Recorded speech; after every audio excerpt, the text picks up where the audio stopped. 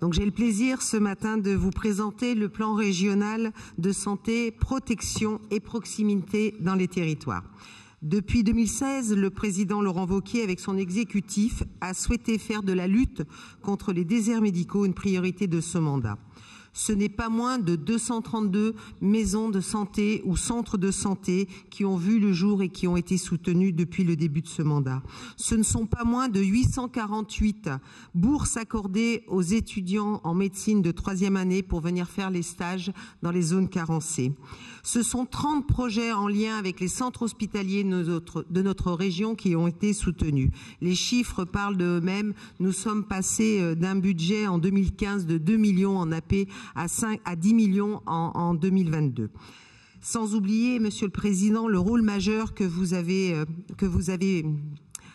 investi et que vous avez fait en direction des territoires, des communes, des départements pendant la crise sanitaire, qui a été un grand soulagement pour nos populations. Et à ce titre, je tiens à remercier aussi Yannick Neuder pour ce travail qui a été engagé sur le précédent mandat. Aujourd'hui, nous souhaitons aller plus loin, à la fois en renforçant nos dispositifs existants, mais aussi en impulsant de nouvelles solutions en lien avec, évidemment, nos territoires. C'est pourquoi nous vous proposons une nouvelle ambition pour la santé des habitants de Auvergne-Rhône-Alpes.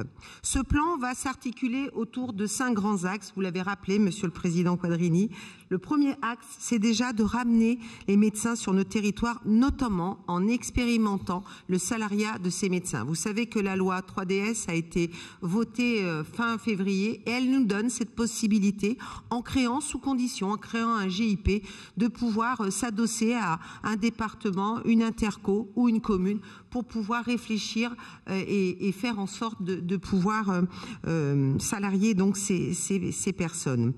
Ensuite, vous l'avez exprimé aussi, c'est équiper certains professionnels de santé en matériel médical, c'est essentiel, notamment les infirmières, les sages-femmes. C'est continuer évidemment les bourses en direction des étudiants de 3e année et c'est encourager dans l'investissement, puisque avant nous étions adossés au système de l'ARS en fonctionnement et nous avons choisi de le passer en investissement pour mieux être à l'écoute des professionnels qui s'installent sur les territoires toujours en carence. Mettre en place des consultations mobiles, c'est l'avenir. Aider ces sages-femmes à venir faire des tournées dans le Puy-de-Dôme ou au Cantal, c'est essentiel pour pouvoir être en lien avec les populations. Le deuxième axe, c'est faire en sorte, c'est renforcer ces maisons de santé, c'est faire en sorte de les accompagner dans leur ingénierie, c'est faire en sorte que ces structures restent pérennes, comme vous l'avez exprimé. Il faut absolument s'appuyer sur les CTPS. Nous ne mettons pas de l'argent pour mettre de l'argent. Par contre, l'argent qu'on va mettre pour soutenir ces structures, on va progressivement, sûrement le déplafonner. Donc nous sommes actuellement à 200 000 € d'aide à l'investissement et durant le mandat, nous passerons sûrement à 250. Et puis, c'est aussi aider les officines, nos pharmaciens qui jouent un rôle essentiel, on l'a bien vu pendant la crise sanitaire, c'est permettre à ces pharmacies qui sont en milieu rural ou à la montagne de pouvoir avoir accès à la numérisation de leurs boutiques. Et puis, c'est une réflexion qui est aussi menée sur les soins non programmés. On a beaucoup de projets en lien avec ces soins non programmés. Souvent, des urgentistes veulent se regrouper pour faire en sorte d'alléger les centres hospitaliers et de faire des consultations de premier recours en amont.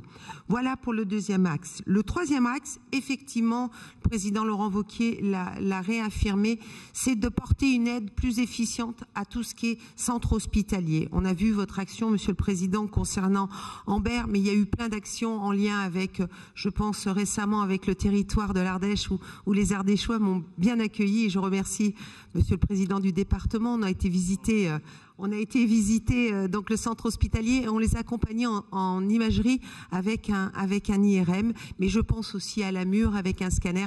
Voilà, notre rôle il est là, c'est de les aider à se moderniser, c'est d'apporter cette aide au niveau de leur plateau technique. On va être très à l'écoute de ces centres hospitaliers qui, pour moi, ont été quand même les grands oubliés du plan Ségur. Et puis, comme vous l'avez rappelé, aussi la prévention. La prévention, c'est essentiel. Prévenir avant de guérir. La prévention ne représente que 4% du budget de l'État. C'est pratiquement rien de nos jours. Donc on va continuer à s'appuyer sur toutes les associations en lien avec le cancer du sein, la maladie de Lyme et bien d'autres. La liste est tellement importante. Mais on a choisi une grande cause qui est en lien avec nos lycéens, puisque c'est une maladie qui les touche en premier front. C'est le papillomavirus. Yannick Neuder avait commencé déjà ce travail sous l'ancien mandat. Donc on va profiter de cette belle porte d'entrée pour pouvoir faire cette grande campagne de prévention en lien avec les jeunes femmes, mais aussi avec les garçons, parce que malheureusement, ça touche tout le monde. Le dernier axe, c'est prendre effectivement en compte les professionnels, de les accompagner dans leur formation, tout aussi en déployant l'innovation avec la télémédecine. La région s'appuiera pour cela sur tout le volet sanitaire, formation sanitaire et sociale. J'ai souhaité d'ailleurs à ce titre qu'un audit soit mené sur les territoires afin d'être au mieux, au plus près des besoins et plus être en adéquation avec la réalité des choses. Et puis évidemment, c'est favoriser, comme vous l'avez rappelé, tous les projets en lien avec la qualité de l'air, permettre la pratique du sport, même si, je vous l'avoue, je ne suis pas une grande sportive, mais je ferai en sorte, pas encore, ça va venir, Monsieur Neuder, je vais m'y attacher. Évidemment, le tourisme avec, je vois ma collègue Florence, avec le thermalisme, la culture, ou encore, évidemment, quelque chose d'essentiel et qui nous tient à cœur avec Sandrine Schex, c'est l'accès aux soins pour les personnes porteuses de handicap.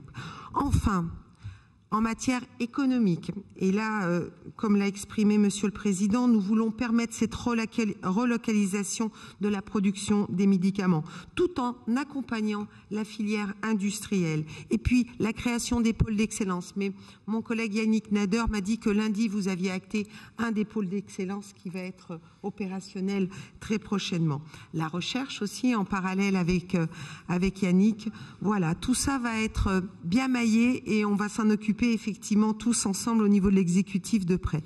Vous voyez, mes chers collègues, ce plan a été concerté. Depuis mon arrivée, j'ai pris beaucoup de temps pour recevoir les ordres, pour recevoir les URPS, pour recevoir les associations, pour recevoir les syndicats des jeunes médecins, pour faire en sorte qu'ensemble, on trouve des solutions pour malheureusement combler les trous dans la raquette. Et Dieu sait que la raquette est grande.